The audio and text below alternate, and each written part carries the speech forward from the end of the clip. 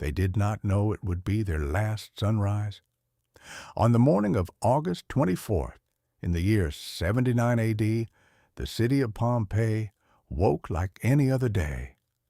The sun rose golden over the Bay of Naples. Fishermen pulled their boats to shore. Bakers lit their ovens. Children ran through the narrow streets. This was a city of 20,000 souls, a city of merchants and slaves, of soldiers and artists, of lovers and dreamers. They lived in the shadow of a giant. Mount Vesuvius rose above them like a sleeping god. Its slopes were green with vineyards. Its soil was rich and dark. The people had no word for Volcano.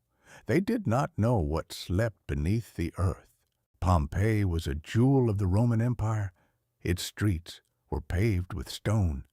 Its homes were painted with colors that still glow today. The Forum stood at the heart of the city. Temples rose toward the sky. Fountains sang with fresh water carried from distant hills. The rich lived in grand houses with gardens and pools. Mosaics covered their floors. Frescoes decorated their walls. The poor lived in crowded apartments above the shops. Everyone shared the same bathhouses, the same theaters, the same dreams of tomorrow. The mountain had rumbled before. 17 years earlier, a great earthquake had shaken the city. Buildings had fallen, walls had cracked, but the people had rebuilt. They always rebuilt. They trusted the earth beneath their feet. They did not know the earthquake was a warning. The mountain was waking up. By midday, the air felt strange. Dogs barked at nothing. Birds flew away from the mountain in great numbers. Horses pulled at their ropes. Animals know what humans forget. The earth holds secrets. The ground began to shake. Small tremors at first, then stronger. Cups fell from tables. Tiles slid from rooftops. Some people stopped to look at the mountain. A strange cloud was forming at its peak. It rose straight up into the sky, white at first, then gray, then black. At 1 in the afternoon, the mountain exploded. A column of fire and rock shot into the sky. It rose higher than any cloud, higher than birds could fly. The sound was like thunder that would not end. The sky itself seemed to crack open. For a moment, time itself stopped. 20,000 people looked up at once. They saw their world change forever. Ash began to fall. At first it was light like snow. The people had never seen snow. They did not know what this gray dust was. It covered their hair. It filled their eyes. It tasted like metal and fire.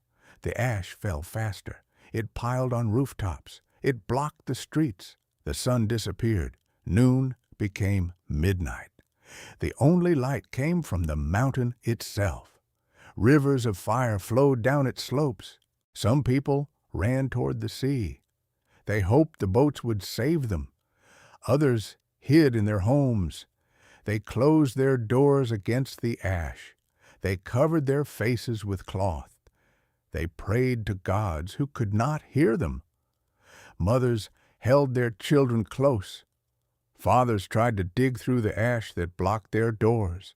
The wealthy grabbed their gold. The poor grabbed each other. No one knew which way was safe. The ash was not the killer. Something worse was coming. The mountain was building pressure. The column of fire and smoke had risen 30 kilometers into the sky. It could not rise forever. Just before midnight, it collapsed. A wave of superheated gas and rock rushed down the mountain. It moved faster than any horse could run, faster than any bird could fly. 600 degrees of invisible heat. The first surge hit Herculaneum. The seaside town vanished in seconds.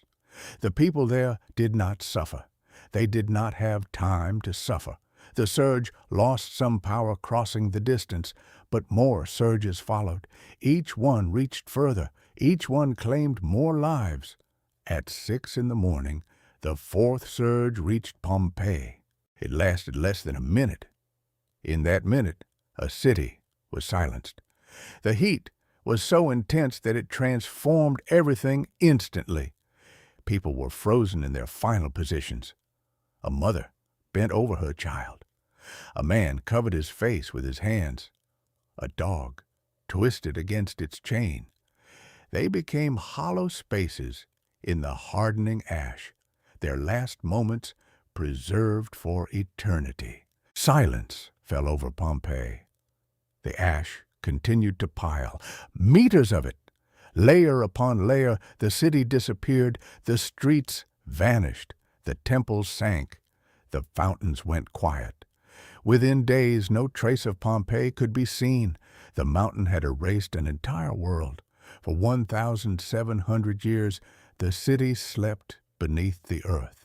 In 1748, workers digging a well found painted walls beneath their shovels. They had discovered Pompeii. Archaeologists came from across Europe. They began to uncover the lost city. What they found amazed the world. The ash had preserved everything. Bread still sat in ovens. Wine still filled jars. Graffiti still covered walls. The people of Pompeii had written their thoughts for us to read, their jokes, their complaints, their declarations of love. The people had left empty spaces in the ash, but these spaces held their shapes perfectly. In 1863, a clever archaeologist poured plaster into these spaces. When the ash was removed, the plaster showed the people of Pompeii. Not skeletons, not dust, but human forms in their final moments. We can see the folds of their clothing, the expressions on their faces, the way they reached for each other in the dark. Today, Pompeii stands open under the sky once more. 3 million visitors walk its streets each year. They stand where Romans stood. They touch walls that Roman hands built. Mount Vesuvius still rises above the city. It has erupted many times since that terrible day. It will erupt again. Scientists watch it carefully. 3 million people now live in its shadow. History whispers its warning. The earth remembers what humans forget. Pompeii was not just lost, it was preserved. The ash that silenced its people also saved their story.